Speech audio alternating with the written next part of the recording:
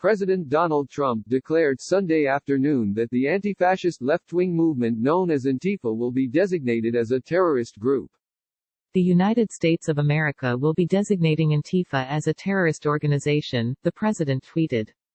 On Saturday, Trump blamed Antifa for violent nationwide protests over the death of George Floyd, after Minnesota Governor Tim Walz suggested that foreign influences, white supremacists and drug cartels are fueling chaos.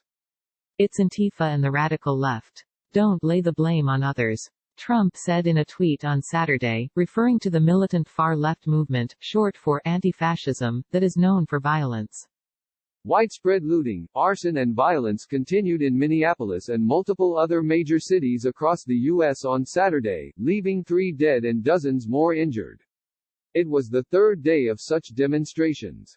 Echoing the president, Attorney General Bill Barr said on Saturday that the voices of peaceful protest are being hijacked by radical elements. Groups of outside radicals and agitators are exploiting the situation to pursue their own separate and violent agenda, Barr said in an on-camera statement. In many places it appears the violence is planned, organized and driven by anarchic and far-left extremist groups using Antifa-like tactics.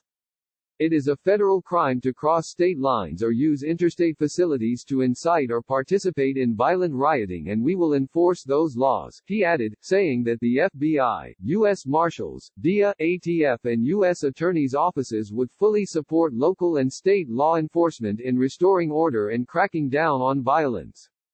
Earlier on Saturday, Gov. Walz suggested domestic terrorists or foreign influences might be subverting peaceful protests and turning them to violence.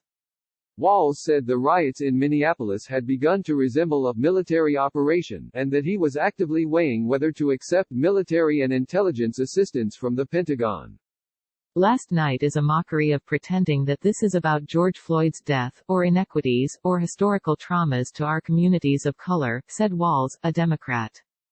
The anti-fascist protest movement known as Antifa gained new prominence in the United States after the white supremacist Unite the Right rally in Charlottesville, VA, in August 2017.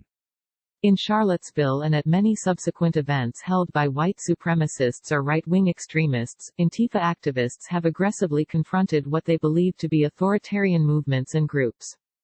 While most counter-protesters tend to be peaceful, there have been several instances where encounters between Antifa and the far right have turned violent. These violent counter-protesters are often part of Antifa, short for anti-fascist, a loose collection of groups, networks and individuals who believe in active, aggressive opposition to far right-wing movements. Their ideology is rooted in the assumption that the Nazi Party would never have been able to come to power in Germany if people had more aggressively fought them in the streets in the 1920s and 30s. Most Antifa come from the anarchist movement or from the far left, though since the 2016 presidential election, some people with more mainstream political backgrounds have also joined their ranks. The Antifa sometimes use a logo with a double flag, usually in black and red. The Antifa movement began in the 1960s in Europe, and had reached the U.S. by the end of the 1970s. Most people who show up to counter or oppose white supremacist public events are peaceful demonstrators, but when Antifa show up, as they frequently do, they can increase the chances that an event may turn violent. Antifa have expanded their definition of fascism to include not just white supremacists and other extremists, but also many conservatives and supporters of President Trump. Because there is no unifying body for Antifa, it is impossible to know how many members are currently active. Different localities have Antifa populations of different strengths, but Antifa are also sometimes willing to travel hundreds of miles to oppose a white supremacist event. Source: Anti-Defamation League.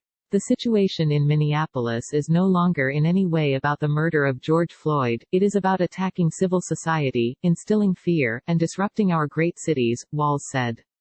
As you saw this expand across the United States, and you start to see whether it be domestic terrorism, whether it be ideological extremists to fan the group, or whether it be international destabilization of how our country works, he continued. On Friday night, Walz hinted that white supremacists and drug cartels may be fueling violence or taking advantage of the chaos in the rioting.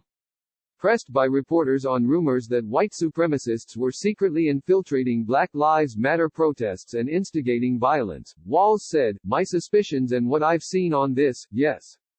It gets worse than that," Walz said. The cartels, who are wondering if there was a break in their drug transmissions, are trying to take advantage of the chaos.